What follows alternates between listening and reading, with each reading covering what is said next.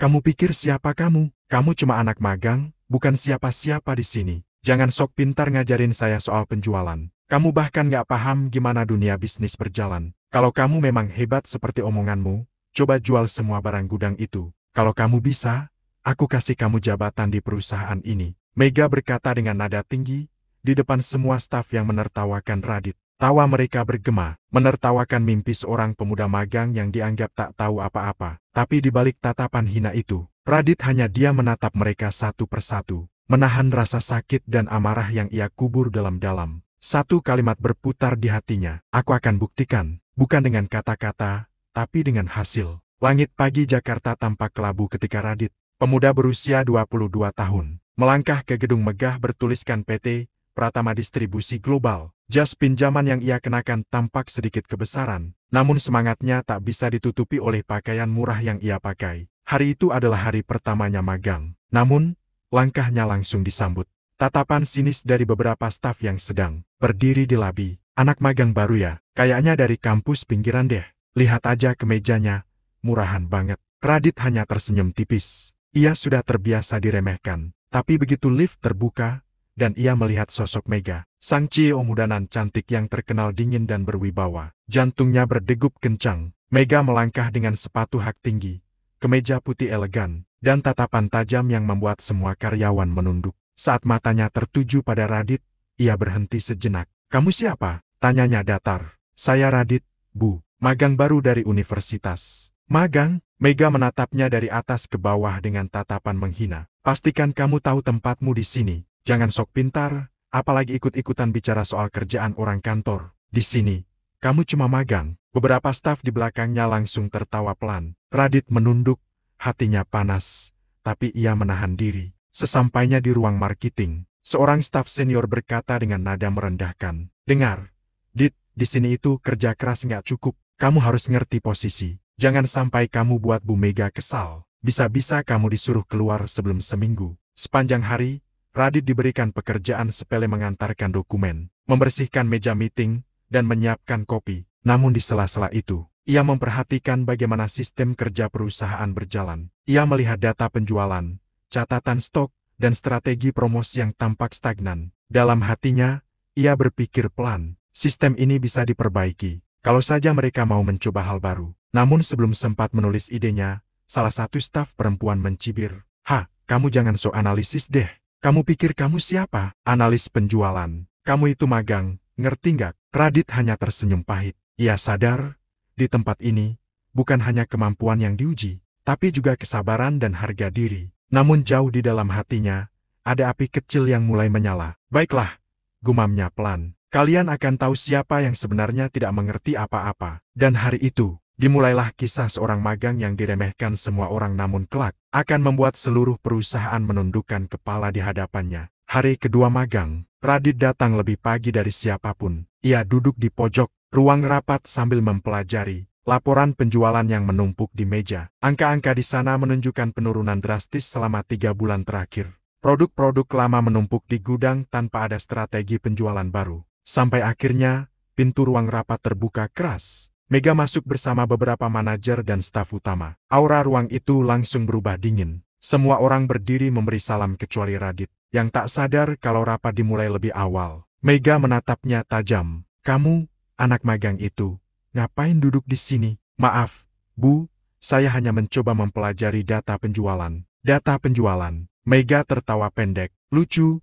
Anak magang baru 2 hari kerja sudah merasa bisa membaca laporan penjualan perusahaan saya. Beberapa staf tertawa menahan diri. Kamu pikir ini kampus? Kamu mau buat skripsi di sini? Salah satu manajer menambahkan dengan nada mengejek. Radit hanya terdiam, menatap layar proyektor yang menampilkan grafik menurun. Ia tahu ada yang salah dengan strategi pemasaran perusahaan, tapi ia menahan diri. Namun Mega menangkap pandangan itu. Kamu lihat apa? Mau mengoreksi kerjaan saya juga? Ucapnya sinis. Tidak, Bu. Saya hanya berpikir mungkin ada cara lain untuk meningkatkan penjualan barang yang belum laku. Suasana rapat mendadak hening. Semua menatap Radit, seolah ia baru saja mengucapkan hal paling bodoh di dunia. Mega menyilangkan tangan, tersenyum penuh penghinaan. Kamu mau ajarin saya soal jualan? Saya tidak bermaksud begitu, Bu.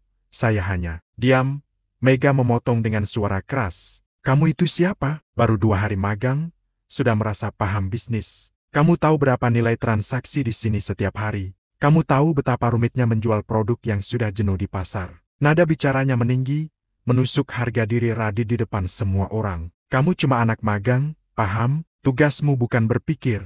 Tugasmu dengar dan belajar. Jangan sok pintar di depan orang yang sudah makan garam. Bertahun-tahun di dunia bisnis, rapat berubah menjadi ruang penghinaan. Semua mata tertuju pada Radit yang duduk dengan wajah menunduk. Ia bisa merasakan darahnya berdesir, tapi ia menahan amarah itu dalam diam. Namun, Mega belum selesai. Begini saja, katanya sambil menatap Radit dengan senyum sinis. Kalau kamu memang yakin ide kamu bisa meningkatkan penjualan, nanti aku tantang kamu. Tapi kuingatkan, jangan menyesal kalau kamu gagal dan dipermalukan di depan semua orang di sini. Ruangan kembali hening. Radit menatap Mega perlahan. Ia tahu, tantangan itu bukan sekadar ujian tapi penghinaan terbuka. Baik, Bu, jawabnya tenang. Kalau Ibu ingin menantang, saya akan buktikan dengan hasil, bukan kata-kata. Tawa sinis pun terdengar dari sudut ruangan. Mega hanya tersenyum dingin. Kita lihat saja nanti, anak magang. Jangan menyesal kalau kamu jatuh karena kesombonganmu sendiri. Dan di hari itu, benih tantangan besar mulai ditanam antara seorang pemuda yang diremehkan dan CEO wanita yang terlalu yakin dirinya tak mungkin dikalahkan. 2 hari setelah rapat itu, suasana kantor masih terasa tegang bagi Radit. Sejak kejadian di ruang meeting, hampir semua staf memandangnya dengan sinis. Beberapa bahkan sengaja berbisik setiap kali ia lewat. Lihat tuh anak magang sok jago. Katanya mau ngalahin Bu Mega. Hahaha, mimpi kali ya. 2 minggu lagi juga keluar tuh. Gak kuat pasti. Radit pura-pura tak mendengar. Tapi di dalam hatinya, rasa sakit itu membakar pelan-pelan. Ia hanya ingin bekerja dan membuktikan bahwa niat baik tidak pantas untuk ditertawakan. Siang itu, panggilan dari sekretaris CEO datang. Radit, Bu Mega manggil kamu ke ruangannya. Langkahnya terasa berat, tapi ia tetap melangkah. Pintu besar bertuliskan CEO Office terbuka perlahan. Di dalam, Mega sedang berdiri di depan jendela besar. Menatap kota dari lantai ke-20, ia berbalik dengan senyum tipis yang dingin. Kamu masih di sini rupanya, katanya datar. Iya, Bu, saya masih ingin belajar dan bekerja sebaik mungkin. Belajar, ya. Mega menatapnya tajam. Baik, kalau begitu, saya akan beri kamu pelajaran yang tidak akan kamu lupakan. Ia berjalan ke arah meja dan menekan bel intercom. Tak lama kemudian, 2 staf membawa setumpuk berkas tebal dan meletakkannya di depan Radit. Ini semua daftar stok barang yang sudah 6 bulan tidak laku dijual. Produk sisa gudang yang bahkan tim marketing anggap mustahil untuk dipasarkan lagi. Radit menatap berkas itu, matanya melebar. Jumlahnya sangat banyak. Saya mau lihat sejauh mana kemampuan anak magang yang katanya bisa meningkatkan penjualan. Ini, ucap Mega dengan nada mengejek. Tugas kamu sederhana, tapi mustahil, lanjutnya sambil menyilangkan tangan. Jual semua barang yang ada di daftar itu dalam waktu 1 bulan. Tidak satu pun tersisa. Kalau kamu bisa, saya akan beri kamu jabatan tetap di sini. Tapi kalau gagal, kamu keluar. Dan saya pastikan nama kamu tidak akan pernah diterima di perusahaan besar manapun. Ruangan itu hening. Radit menatap tumpukan berkas itu lama sekali. Saya terima tantangan itu, Bu. Mega mengangkat alis, terkejut tapi langsung tertawa kecil. Kamu ini lucu juga, Radit. Anak magang berani melawan CEO, kamu pikir jualan di sini semudah jual gorengan di pinggir jalan? Mungkin tidak semudah itu, Bu, jawab Radit tenang. Tapi saya percaya tidak ada yang mustahil kalau dilakukan. Dengan niat dan strategi yang tepat, senyum Mega berubah menjadi ejekan dingin. Baiklah, anak magang, kita lihat seberapa jauh kamu bisa bertahan. Mulai besok, kamu bekerja sendiri di ruang gudang. Tak ada bantuan tim, tak ada dana promosi, tak ada akses ke pelanggan utama. Buktikan ucapanmu. Sebelum keluar ruangan, Mega menambahkan kalimat terakhir dengan nada menghina. Dan satu lagi, Radit, jangan menyesal nanti, saat kamu sadar, kalau kamu bukan siapa-siapa di dunia bisnis ini. Pintu tertutup pelan di belakangnya. Radit berdiri di koridor panjang, menggenggam berkas-berkas itu erat. Di wajahnya tak ada ketakutan, hanya tekad yang tumbuh semakin kuat. Kalau mereka ingin lihat kemampuan saya, bisiknya lirih, maka mereka akan melihatnya, tidak dengan kata-kata, tapi dengan hasil. Dan disitulah, Dimulai perjuangan magang yang diremehkan, yang akan menembus batas mustahil dan mengguncang seluruh perusahaan. Pagi berikutnya, suasana kantor tampak seperti biasa sibuk, penuh obrolan, dan langkah-langkah cepat di lorong. Tapi di ujung koridor, tepat di depan pintu besi besar bertuliskan gudang produk retur, berdirilah Radit, dengan wajah penuh tekad. Tumpukan kardus, debu, dan aroma lembab menyambutnya begitu ia masuk. Rak-rak berisi barang lama berjejer seperti raksasa mati, produk yang tak laku, rusak kemasan, atau sudah ditinggalkan tren pasar. Di atas meja kecil di sudut ruangan, ada catatan. Selamat bekerja, anak magang. Jangan lupa sapu gudang kalau sudah bosan mencoba. Mega. Radit membaca tulisan itu pelan. Bibirnya tersenyum tipis, namun matanya memancarkan api kecil yang menyala. Baik, Bu Mega, saya akan sapu gudang ini. Tapi bukan debunya, saya akan sapu rasa sombong dari perusahaan ini. Ia mulai mencatat setiap barang, membaca spesifikasi, menandai produk yang masih bisa dijual. Barang-barang yang dulu dianggap tak bernilai, ternyata masih punya potensi jika dijual dengan pendekatan berbeda. Siang berganti sore, Radit belum berhenti. Ia memotret barang, menulis deskripsi menarik, dan mulai membuat katalog digital sederhana di laptop tuanya. Ia menghubungi kenalan lamanya yang punya toko online kecil, meminta izin menitipkan beberapa produk. Namun ketika salah satu staf marketing lewat dan melihatnya bekerja, mereka tertawa keras. Astaga, kamu masih aja di sini, nyusun kardus busuk? Kasian banget, anak magang ditantang hal mustahil, malah beneran dikerjain. Nanti kalau udah gagal, jangan nangis di depan Bu Mega ya. Radit menatap mereka sebentar, lalu kembali bekerja tanpa menjawab. Ia sudah tahu, tidak ada gunanya berdebat dengan orang yang hanya bisa menertawakan. Malam hari, ketika kantor sudah kosong, lampu gudang masih menyala. Keringat menetes di pelipis Radit, tapi tangannya tak berhenti mengetik. Ia menulis strategi sederhana, menawarkan barang lama dengan konsep baru, ubah citra produk lewat kemasan dan deskripsi, menjual secara langsung ke pasar online dan komunitas kecil, membuat potongan harga cerdas, tidak membuang harga, tapi memancing rasa penasaran. Ia tahu, ia tak punya akses ke dana iklan atau pelanggan besar. Tapi ia punya sesuatu yang lebih kuat, kemauan untuk membuktikan diri. Beberapa hari berikutnya, Mega memantau diam-diam lewat CCTV. Ia melihat Radit masih bekerja di gudang. Tanpa lelah, ia menggeleng pelan, tersenyum sinis. Masih belum menyerah rupanya.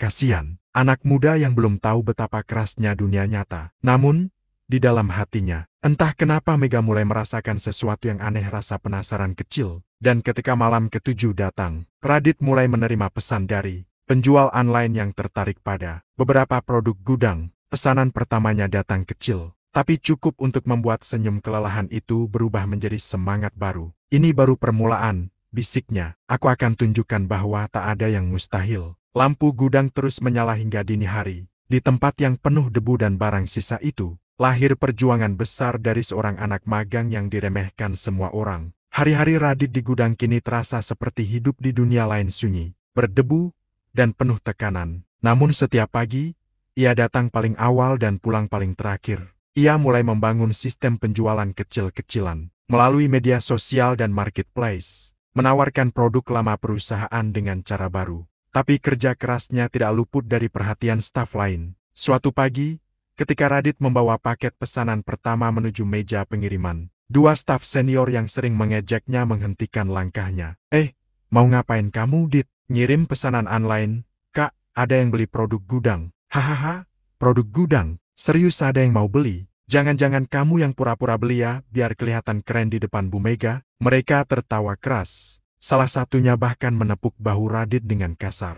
Dengar ya, anak magang, di sini itu dunia nyata, bukan tempat main-main. Kamu nggak bakal bisa jual barang sisa. Jangan buang waktu, kerja aja yang bener. Radit menatap mereka sejenak. Ia ingin membalas, tapi ia memilih diam. Terima kasih atas masukannya, Kak, ujarnya singkat, lalu melanjutkan langkah. Namun keesokan harinya, ketika ia tiba di gudang, Radit terkejut. Beberapa produk yang sudah ia siapkan untuk dikirim hilang. Beberapa kotak terbuka, rusak, bahkan sobek. Di papan data penjualan, catatan yang ia tulis semalam dihapus seseorang. Ia berdiri lama menatap kekacauan itu, tangannya mengepal. Mereka pikir aku akan menyerah hanya karena ini. Gumamnya pelan. Ia mulai membereskan satu persatu barang, menyusun ulang, dan menulis data dari awal. Meski wajahnya lelah, matanya tetap menyala dengan tekad. Di sore hari, Bu Mega lewat di depan gudang bersama beberapa manajer. Ia berhenti sejenak melihat Radit yang penuh debu sedang mengangkat barang. "Kamu masih di sini?" tanyanya dengan nada mengejek. "Masih, Bu, saya belum selesai." "Masih belum sadar juga? Kamu pikir bisa ubah nasib dengan jualan sisa sampah gudang ini?" "Saya percaya, Bu, yang dianggap tak berharga pun bisa bernilai kalau dijual dengan cara yang benar." Mega menatapnya beberapa detik, lalu tertawa pelan. "Kamu benar-benar keras kepala. Baiklah, buktikan, tapi jangan menangis nanti saat kamu gagal. Saya tak punya waktu untuk orang yang tak tahu diri." Radit hanya menunduk sopan. Begitu Mega pergi, ia menarik napas dalam-dalam. "Aku tidak akan menangis, Bu. Aku akan membuat Anda menunduk karena hasilku." Malam itu, hujan turun deras. Sebagian lampu kantor padam. Tapi cahaya kecil dari laptop Radit masih menyala di gudang. Ia terus menulis deskripsi produk, memperbaiki foto, menghubungi reseller kecil di luar kota. Beberapa orang mulai merespons positif. Pesanan demi pesanan kecil mulai berdatangan. Ia mencatat semuanya dengan teliti, membungkus paket dengan rapi, dan mengirimnya sendiri ke ekspedisi. Hingga suatu malam, ketika ia hampir selesai bekerja, ponselnya berdering. Sebuah pesan masuk dari pelanggan barunya. "Barangnya bagus, Mas. Kirim lagi 20 unit minggu depan. Saya mau jadi langganan." Radit menatap layar itu lama. Air matanya menetes tanpa suara. Bukan karena sedih, tapi karena lega. Akhirnya, ada yang percaya sama hasil kerja saya. Dan malam itu, di balik pintu gudang yang sepi, seorang anak magang yang dihina dan direndahkan mulai membuktikan bahwa keajaiban bisa lahir dari kesabaran dan tekad.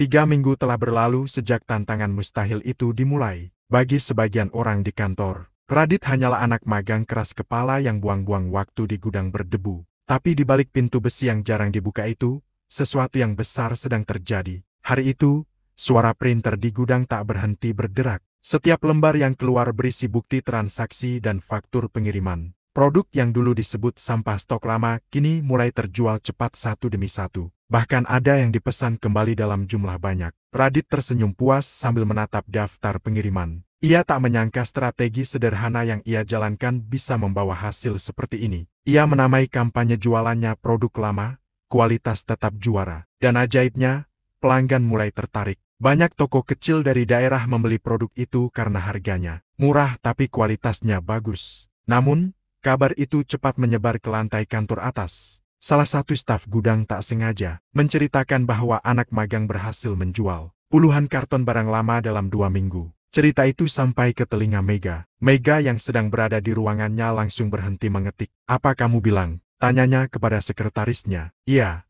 Bu, katanya produk gudang mulai habis. Bahkan sebagian sudah dipesan lagi." Mega tertawa kecil, tapi matanya terlihat gelisah. "Mustahil. Anak magang itu jual produk sisa yang bahkan tim penjualan saya gagal jual." Namun, rasa penasarannya semakin besar. Ia meminta laporan keuangan internal untuk memverifikasi. Beberapa jam kemudian, data masuk ke mejanya dan angka-angkanya benar-benar nyata. "Ini tidak mungkin. Total penjualan dari produk gudang mencapai angka yang mengejutkan, lebih tinggi dari target mingguan tim marketing resmi." Keesokan harinya, saat rapat bulanan dimulai, Mega membawa data itu ke meja utama. Semua staf hadir, termasuk para manajer senior yang dulu menertawakan Radit. "Sebelum kita mulai pembahasan laporan, saya ingin tahu." Suara Mega dingin tapi tajam. "Siapa yang bertanggung jawab atas penjualan gudang ini?" Salah satu staf ragu menjawab. "Itu anak magang, Bu." Radit. Ruangan langsung hening. Semua menatap satu sama lain dengan wajah tak percaya. Mega menatap layar proyektor grafik naik tajam di area yang dulu berwarna merah. "Kalian bercanda," katanya,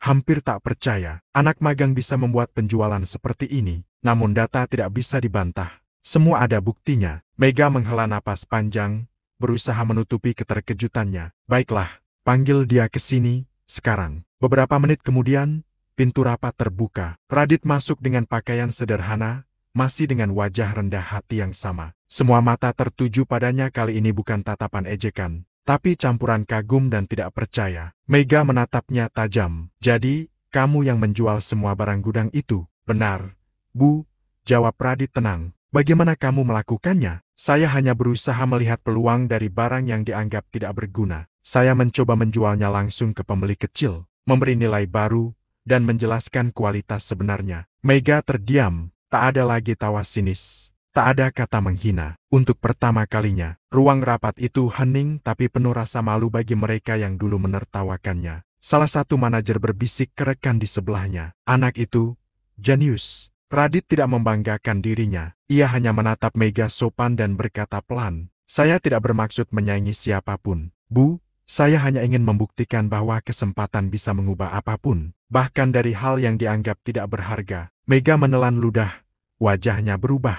Ada campuran kagum, marah, dan malu. Untuk pertama kalinya, harga dirinya terguncang oleh anak magang yang dulu ia anggap remeh. Dan tanpa disadari siapapun di ruangan itu, hari itu menjadi awal perubahan besar di perusahaan, sekaligus awal dari penyesalan yang akan menghantui Mega di hari-hari berikutnya. Pagi itu, suasana di lantai atas kantor PT Pratama Distribusi Global berbeda dari biasanya. Para staf berdatangan dengan wajah penasaran. Beberapa bahkan berbisik-bisik di lorong. Mereka semua tahu, hari ini akan diadakan rapat besar mendadak yang langsung dipimpin oleh CEO Mega. Konon, topiknya adalah sesuatu yang mengejutkan penjualan gudang yang meningkat drastis. Dan nama Radit, si anak magang yang dulu mereka remehkan, kini mulai disebut-sebut dengan nada heran dan tak percaya. Di ruang rapat utama, layar besar menampilkan grafik penjualan yang melesat naik. Mega duduk di kursi tengah dengan wajah tegas, mencoba menyembunyikan rasa malu dan gengsinya yang mulai terkikis. Di sampingnya,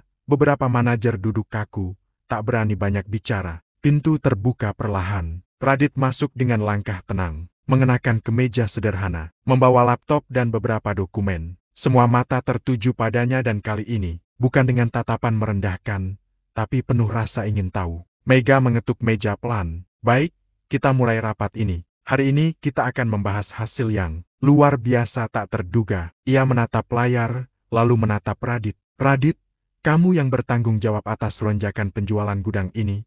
"Benar, benar, Bu." Jawabnya singkat tapi sopan. "Tunjukkan pada semua orang di sini. Bagaimana kamu melakukannya?" Radit menyalakan proyektor dan menampilkan slide presentasinya. Meski hanya anak magang, ia berbicara dengan suara tenang, penuh keyakinan. Ia menjelaskan bagaimana ia menemukan pola kesalahan strategi lama, bagaimana ia menggunakan media online untuk menarik pasar baru, dan bagaimana pendekatannya berhasil menembus pembeli-pembeli kecil yang selama ini diabaikan. Setiap kalimatnya seperti menampar semua yang pernah menertawakannya. Suasana rapat berubah dari sinis menjadi kagum. Salah satu manajer yang dulu menghina Radit menunduk diam, wajahnya merah padam. Bahkan staf yang dulu suka mengejeknya kini menatapnya dengan mata penuh hormat. Mega menatap layar itu tanpa berkata apa-apa. Setiap data, setiap bukti, semuanya nyata. Anak magang yang dulu ia hina, habis-habisan kini berdiri di hadapan seluruh tim dengan bukti kerja keras yang tak bisa disangkal. "Saya tidak menggunakan biaya promosi, tidak meminta dukungan tim, dan tidak memakai koneksi perusahaan," ujar Radit dengan suara tenang. "Saya hanya percaya bahwa setiap produk punya nilai, asal dijual dengan hati dan cara yang benar." Hening. Lalu terdengar tepuk tangan dari ujung ruangan. 1, 2, 3 orang berdiri hingga seluruh ruangan bergemuruh dengan tepuk tangan panjang. Mega menunduk perlahan. Matanya basah, tapi ia berusaha tegar. Dalam hatinya, rasa malu menekan harga diri yang selama ini ia banggakan. Ia berdiri, menatap Radit lama sekali, lalu berkata dengan suara serak, "Kamu berhasil membuat saya salah besar. Saya hanya melakukan yang saya bisa, Bu," jawab Radit rendah hati. "Tidak, kamu sudah melakukan lebih dari yang bisa dilakukan tim profesional saya. Kamu layak mendapat pengakuan." Mega menatap seluruh stafnya.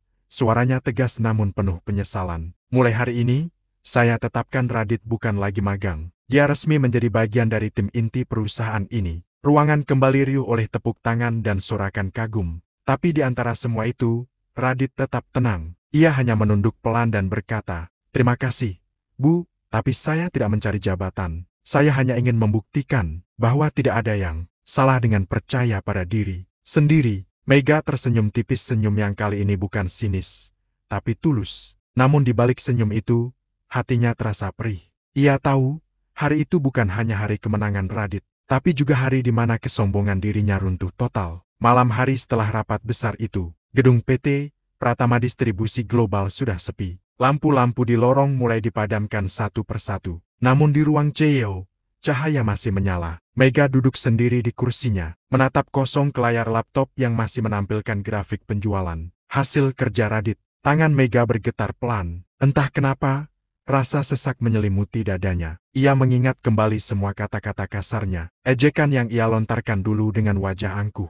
Kamu cuma anak magang, jangan sok pintar. Kamu pikir kamu tahu soal penjualan. Kalau kamu bisa jual barang-barang itu, aku kasih jabatan. Tapi itu mustahil. Kata-kata itu kini berputar di kepalanya seperti pisau yang berbalik menusuk harga dirinya sendiri. Ia menutup laptop perlahan, lalu menunduk. Untuk pertama kalinya, Mega, wanita yang dikenal tegas, dingin, dan sombong, meneteskan air mata di ruang kerjanya sendiri. Keesokan harinya, seluruh staf kembali bekerja seperti biasa. Namun suasana kantor terasa berbeda. Semua orang kini menghormati Radit. Anak magang yang dulu diejek kini menjadi panutan. Ia tidak sombong, tidak membalas, tidak menyindir siapapun. Ia tetap rendah hati, seperti tak pernah terjadi apa-apa. Mega memperhatikannya dari kejauhan. Setiap kali Radit tersenyum ramah pada staf lain, hatinya semakin teriris. Ia sadar, bukan cuma salah menilai kemampuan Radit, tapi juga salah menilai arti kerendahan hati. Siang itu,